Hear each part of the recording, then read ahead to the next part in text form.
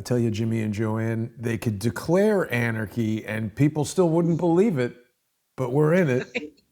How are You're you in it, guys you're living doing it. tonight? Yeah. Yeah, we're doing okay. When someone can slap a camera out of your hand and nothing happens to them and there's no one to go to complain, you're in anarchy. Yeah. Yeah. Well, I There's mean, no that's the protection for the second people. time that happened. Yep. There's no protection for the people. That's anarchy. Yeah. There's no rule of law, you know? Yeah. And why should the U.S.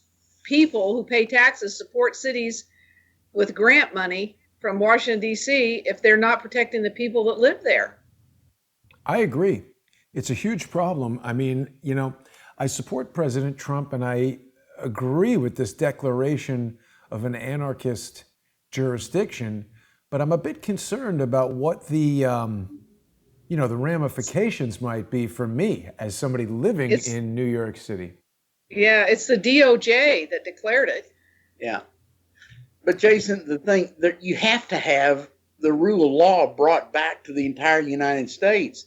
And so you take the biggest offenders and you shut off their money valve, and pretty soon all that anarchy has to stop. But as I've said all along, it would be so easy to defund all these entities. The way the Federal Reserve works and the way the U.S. dollar works, they could shut off all funding from every organization Soros is involved in, and that would eliminate the money going to all these subversive organizations. And it can be done really very, very easily, but nobody talks about that. You shut off the money. Nobody is going to go out in the streets and risk life and limb if they're not getting paid to do it. Why aren't they shutting it off? Because the guys who control the money are the guys behind this mess. Yeah. It's usual suspects are running D.C. and they're running the money scam and all that, So it's a tough place to be. But yeah, you may suffer from that. They're going to shut off. The first thing that your criminal mayor and your criminal governor are going to do is they're going to try to make your life hard. They're going to support the bad guys and add duress to the legitimate New Yorkers. And, when that happens, the mayor needs to be replaced. The government needs to replace. How are you going to do that? Well, it's in California, they have this recall process, but I've recently learned that New York doesn't have that. It's only the governor that can recall the mayor or how do we recall the governor? Right. They're both a disaster. Yeah, basically. We've got the same mess here in Texas. The only way a special session can be called is if the governor does it, and of course he's not going to do it because he is an absolute sellout traitor, deep stater. Troll. He's a wolf in sheep's clothing. And we thought we had a pretty good lieutenant governor. He also could. He hasn't done anything. He hadn't done anything either. So we're sitting here in Texas with the ability to do it, but not any legislator is taking the steps necessary. So what they've done is there's huge amount of lawsuits against the governor here, against mayors, against all kinds of, there's all kinds of legal steps that have been taken, and the people, the militias in Texas have stepped up to stop these Black Lives Matter people from coming to the cities here. So they're policing their own cities. But see, the Supreme Court here has a fast track. And if politicians bring action up and it meets the criteria, the Supreme Court has to listen to it. The Supreme Court has not put any of those lawsuits on the docket yet. Not any of them. Yeah, see, this is where he shot himself in the foot. He does not have the authority to spend money without the Congress. Yeah. And so this is where he's going to get impeached, or he's going to get slapped, or something's going to happen. He can't get around this one. He cannot get around this one. This is where he absolutely ruined himself. And this guy brought in, the first month, he brought in 4,000 UN white helmets and blue helmets to do the contact tracing. None of them are U.S. citizens. None of them have any official training in military. They're only CIA, Mossad, MI6 trained terrorists. So this governor brought those into Texas to do contact tracing. Yeah, well, he's trying to back off of that. He's doing the shuffle. He's trying to say, wait a minute, but he's done it. So he's in trouble. He's in big trouble here. He has But what- he has agreed to reopen partially open the state. Like restaurants can now have 75% occupancy, but no bars can be opened because the bars ignored his mandates and dictates, and they said, "Screw you, we're opening up." So he's punishing them because they've been open. Well, they said Wow. if 500 people can go into Walmart next to each other, checking out and shopping and everything, there's no reason they can't come in and eat a hamburger and have a beer here. There's no reason Right. for that. And so he just said, well, I'll think about it. But in the meantime, all bars are closed and the bars opened anyway. They said, we're taking you to court. There's a whole bunch of lawsuits against him for that. Here's what they did. They came to this genius and his all his ne'er-do-wells in the government in Texas said, well, we can allow the bars to operate if they're selling at least 51% Food. of their revenues in food. Right. So a lot of these bars opened up and said, okay, here's a $10 hot dog, your drink's free. And of course, then these assholes at Austin, they came out, no, you've got to have a commercial kitchen. It's got to be cleared. It's got to be checked. Exactly. $1,275 is your application fee. They come out and look at it. If you don't pass, your $1,275 been spent. You got to do it again. What? So it's a revenue stream for them. It's a scam. Criminal. It's criminal. It's a scam. These people are irate. These bar owners are up in arms here, and they just said, one of them up by Tyler just recently is going to host a Trump deal. She's opened up she's got music going, and she says, come and get me. I've complied with everything you said. Come and get me. You better not take your beer away from the good old boys. They will fight back.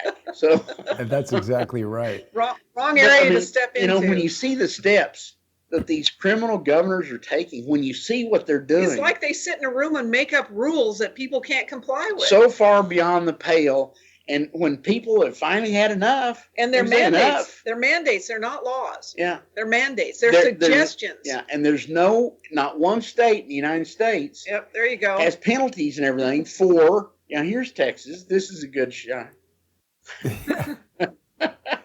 This is fresh off the presses here. Welcome.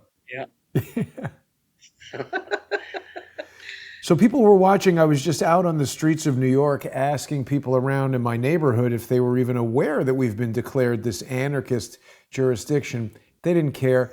They think this is Donald Trump's fault. And I have to say, that is kind of stupid, but I'm not surprised because basically it seems if you can create economic or other chaos during a particular presidency, the bulk of people are just going to say, hey, Trump's the president. I lost my job. All the businesses are burned down and bashed in and closed up and spray painted. This is bad. I need to vote for somebody else. That's the basic premise, right? Yeah, well, it's brainwashing. It's even worse than that. We've got not some friends, but they're the very closest friends of our family members in Northern California. One of them is a doctor that is in charge of a division of the healthcare for Northern California, and his wife. No, he just works in a Yeah. He's not in charge. And his wife is also a college graduate. Very bright people, and their new deal about Trump. Oh, if he gets reelected, his plan is to kill all the old people. And all the old people, everybody above 65. I was talking to my family with my sister last night. I said, "Did they really say?" She said, "Yeah." She said, "I told her I'm not talking to you anymore. Just don't talk about that. We'll talk about cooking or something else, but don't even bring that up." How the tomatoes doing? But anybody that's that stupid, and where does this come from? These are educated people. Where do they get that idea? Because if anything. The liberals are the ones killing the folks. He's the guy in charge. We have the Peter principle now has come to this country. People have reached their level of incompetency, and that's one of them there. Yeah, we were he speaking is the to most the guys. Incompetent ever. He's bad. You know what though?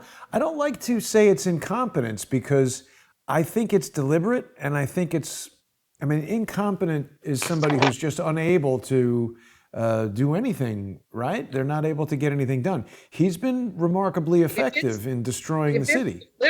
If it's deliberate, then it's really bad. What she said was he was incontinent. That's right. Now you're talking about Joe Biden. This level of incompetence. Oh, really? I mean, what these guys spew, and you're right, it's evil. What they're doing is evil. There's a great quote from Barr. He was interviewed, and we've got that we'll show on the regular show. It's just about a 1-minute video, but he comes out and nails it. He said, this is worse than slavery. What he said was the lockdown is the greatest attack on civil liberties in this country since slavery. And he said it on NBC or CBS or one of them. I can't remember which one, but he said this is an attack on human on the American worst. citizens' civil liberties. Is the worst attack. Yeah. So, really, you've got a lot of politicians that are beginning to see their constituents are so upset about everything that they know that if they want to have a chance to walk across the street without getting an egg thrown in their face, they're going to have to start, walking the walk and talking the talk, doing what's correct. Well, I think there needs to be a cleansing. Oh man, that's cleansing true. of oh man. all. I mean, it's so hard to find any decent politicians now. They're all bought off. There's not any of them that are salvageable, really. They've got so much corruption. They've added so much wealth to their own pocket. Look at Epstein. Look at the blackmail that was done to control them. Look at the lobbyists that control them. Look at the stuff that goes on. This is not just happening here, Jason. This is all over the world. We're seeing people having an uprising, and God bless the Libyans. They have been suffering like you can't believe.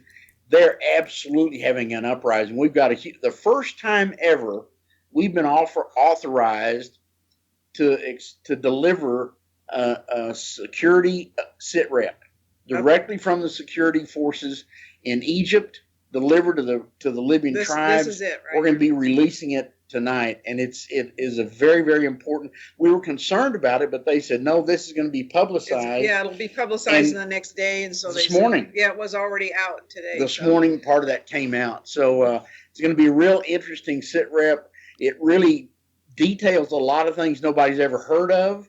Needless to say, Erdogan is losing. Yeah, he's losing. He's sinking. He's going into the abyss. Yeah, and I just talked to one of my main contacts with the tribes tonight, and he said it is being told to them that the EU will call a meeting of all its members within the next day or so to sanction and do something to Turkey. All the EU is going to do it. Wow. Dangerous. He's a dangerous guy. And he has been given his bridle has been taken off, and he's been allowed to run free for years, beginning when Obama was elected. And he was being put into position when Bush was still president. Then when Obama came in, who is a Muslim Brotherhood, Erdogan is the home of Muslim Brotherhood. He's the head of Muslim Brotherhood, not the military head. But all these things, moving the military command of NATO into Turkey, and all those weapons and all that force went into Turkey, and of course it's completely under his control. So bad deal. Now, I've been seeing some news just today in preparation for our show. I was looking around at this. There's renewed calls in the Mockingbird press here, basically everybody who hates Trump, now saying that they're going to investigate the ties between Trump and Turkey. And here we see this guy again, Lev Parnas. Do you know who this guy's lawyer was? Or no, sorry. He was mentioned in a lawsuit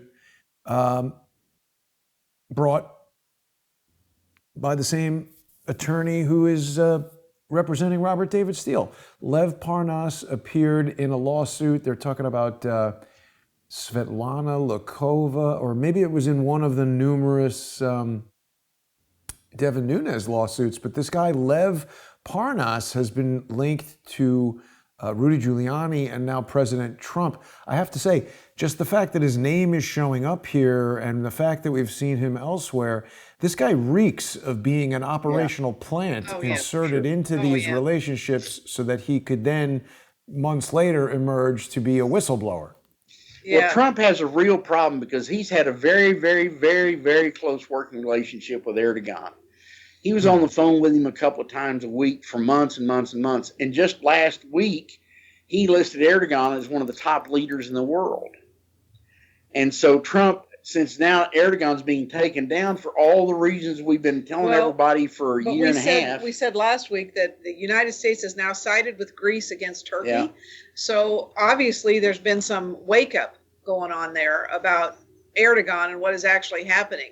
But Trump is still, he's got a black eye coming over that. Yeah, sure. but you can't impeach him over that. No, I'm not talking about impeaching. That's what they're talking about. Yeah, but they're looking for anything, They could have impeached right. Obama over what he did with the Muslim Brotherhood. Yeah, but nobody ever wanted to talk about that. Trump never moved NATO into Turkey. That was Obama and company. So what was it that you feel specifically was impeachable? Sorry, Jimmy, to interrupt, but JoAnne, what do you think was impeachable that Obama did with the Muslim Brotherhood? Flesh that out for us. Well, he gave $8 billion to Morsi in Egypt to buy half the Sinai Peninsula for the Muslim Brotherhood. That is not allowed, That was period. one of the things he did. He also had the Muslim Brotherhood in his inner circle. They were the ones, we were told by Eric Maddox, who came to our house from the DIA, that the FBI used the Muslim Brotherhood to translate Arabic intelligence for them. Also said Muslim Brotherhood was setting the agenda in the United States. Yes, he told us that. He said the Muslim Brotherhood is setting the agenda. So Obama is and always has been a Muslim Brotherhood. That's treasonous. That's treasonous right there. And there's so many links and ties. Nobody wants to look at it. But that's all there. It has been documented all over the world except here. That's not something we read. That was told to us by the agent of the DIA. Now, Candace is watching us on Facebook. I now have the ability to chat interactively with our Facebook viewers. Candace wants to know, is Erdogan the Antichrist? I don't know if we have that answer. I don't know. Listen. That's a religious question. I couldn't answer that, but I can say he's evil. He's a bad guy. He wants to recreate the Ottoman Empire at the cost of millions of people being killed, and theft of many countries and all kinds of bad things, which he is losing now. He's a bad guy. Always has been. He is he should not be a leader of anything. Let's put it that way. Possibly the most disappointing aspect of Erdogan is that he's trying to recreate the Ottoman Empire, and he hasn't even had the wherewithal to get the hat. That's right. No, that's right. That's right. Get that hat out, and then we can talk. With him. First thing he should have done was get that hat. How he did get the building though, or his million whatever castle. 1,000 rooms. What do you guys anticipate happening? What's going to come out of this? Erdogan seems to have consolidated power in the region, and he seems almost undefeatable right now. No, he's being taken out as we speak. Yeah, the problem he's having now is no countries are going to trade with him. His people are hungry. He's sinking into the abyss of no money, into debt. He can't do anything about it. He's not being allowed to borrow more money for his war machine. And there's been a demand. He's trying very hard to get Egypt to work with him, and General Sisi told him the only way we work with Turkey is if you're not the leader. Ooh. You're not anywhere around. He and all his cadre. You and your group have to leave. But this sitrep details exactly what's been going on. Leaders of the Turkish military, legitimate leaders, and security people in Turkey have been trying to negotiate with Egypt behind Erdogan's back. What's it going to take to get our commerce started again? Because the Turkish companies have been shut off. Another thing that Erdogan's done that is unconscionable is he's got these dead Turkish soldiers that died in Libya, they died in Yemen, they died in Sudan and Syria, all over. And he's not shipping the bodies home. So the people, they want to know what they can't get in contact with their sons and their husbands, what's happened to them. They're upset now because the military is releasing the information they died in a foreign war. And were buried there. And Erdogan has lied to the people of Turkey, not let them know that those soldiers were killed, etc. And all this started when his house of cards started to fall, was when that airport, that military base, Al-Watiya, was blown up by an unknown source. Yeah, and that ranking general that was going to be the military governor of Libya, of Tripoli, was blown up, and all the higher ranking Turkish soldiers were killed. That's what tripped the whole thing. And now then the people, he was killed. Where are all our sons and fathers and everything? And see, that's a terrible thing. They don't know, and he's been keeping that information from them. So the people in Libya, people in Turkey are so upset with him. He built this big mansion. Their agriculture is no good. Their companies are going down. He also pulled an Obama. He removed all the good military leaders out of the army and put in his people who are not trained well, who are not. He did what Obama did here. He put people that were loyal to him, not military tacticians or anything like that. And so he's really weakened everything. The Turkish army knows that the Egyptian army is better than they are. And they don't want to just, they said, one of the things they said in the sit-rep is they said, how is it that we can encourage our soldiers to fight side by side with mercenaries who are fighting against a Muslim state and who are fighting with Egypt? And Egypt will be fighting against, he said, we cannot encourage our soldiers to do this. They won't do it. In the Muslim culture, evidently it's an absolute no-no to fight against another Muslim. You just can't do that. You don't do that, period. Well, here they are. Turkish soldiers with mercenaries of questionable background are being asked to go in and fight in a Muslim country against that and country, kill Muslims, and against Egypt. It's something that it goes against all their training, all their belief system, all their oaths of office, and all that other stuff. Let me ask you guys this. Robert Justice is saying that Erdogan is tight with Putin, that he apparently saved his life from an assassination coup attempt by the CIA. I've never heard that before. I don't believe that, but I do know that Erdogan does speak to Putin from time to time, but Putin gives him nothing. He went and begged Putin to make Egypt open up for Turkey, and Putin blew him off. Putin did not. He said, can't do it. Yes. See, it's funny. I always, whenever somebody mentions Erdogan and someone, I want to see if they've purchased the cardboard cutout and have the standard photo.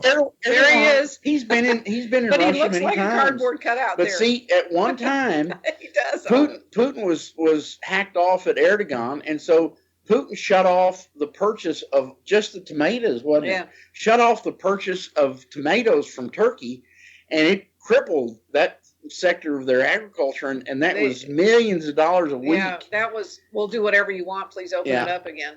But they have a relationship, but I don't think Putin owes Erdogan anything. No.